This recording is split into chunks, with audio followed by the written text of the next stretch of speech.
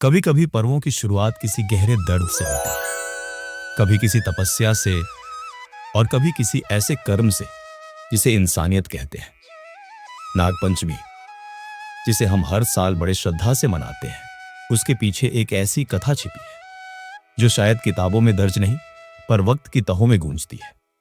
उत्तर भारत के उत्तरांचल में, जहां बर्फ से ढके पहाड़ देवताओं की तरह खड़े हैं, वहीं एक छोटा सा गांव है, व्यास ग्राम। यहां की हवा में हर सुबह शंख की ध्वनि होती है और रातें चंद्रमा की रोशनी में तपस्वियों की तरह शांत। गांव के एक छोर पर एक पुराना नाग मंदिर है। लोग मानते हैं कि वहां एक दिव्य नाग की उपस्थिति है। हर नाग पंचमी को लोग दूध चढ़ाते हैं, पूजा करते हैं, लेकिन कभी किसी ने नाग को देखा नहीं। इस गांव में रहती थी विद्या, 22 साल की एक शिक्षिका। उसकी आंखों में गांव के बच्चों के लिए सपने थे और मन में शिव और प्रकृति के लिए एक सच्चा प्रेम। विद्या के पिता वही मंदिर के पुजारी थे, पर इस साल कुछ अलग हुआ। नागपंचमी से 2 दिन पहले मंदिर की सफाई करते हुए विद्या को एक पुराना धूल भरा ताम्रपत्र मिला, जिसे कोई हाथ नहीं लगाता था। जैसे ही उसने उसे पढ़ा, एक नई दुनिया खुलने लगी।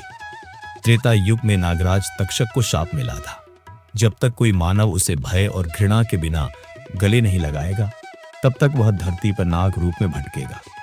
भगवान शिव ने वचन दिया। विद्या की आंखों में चमक, मानवता की सच्ची झलक। क्या ये वही मंदिर है? क्या वह नाग अब भी यहीं है? उसी रात गांव में हलचल मच गई। एक चरवाहे ने दावा किया कि उसने मंदिर के कुएं से एक काला विशाल नाग बाहर निकलते देखा। अगले दिन गांव की सभा बैठी। कुछ लोगों ने कहा, इस बार नाग पंचमी पर दूध नहीं, अग्नि चढ़ाओ, इस नाग को मार डालो। विद्या चुप थी। वो जानती थी, डर से नहीं, करुणा से इस रहस्य को समझना होगा। उस रात पूर्णिमा थी। आसमान में चांद कुछ ज्यादा ही चमक रहा था। विद्या अकेली मंदिर गई, हाथ में दीप, दूसरे हाथ में दूध का कटोरा। मंदिर शांत था, सिवाय हवा की सिसकी के। उसने आंखें मूली और धीरे धीरे भजन गाने लगी। ओम नमः शिवाय, नागराज तक्षकाय नमः। और तभी एक हल्की सरसराहट, कुएं के पास से एक छाया निकली। वो सांप धीरे धीरे शिवलिंग की ओर बढ़ा। कोई फुफकार नहीं, कोई हमला नहीं, बस 2 थकी हुई आंखें, जिनमें हजारों सालों का पछतावा और इंतजार झलक रहा था।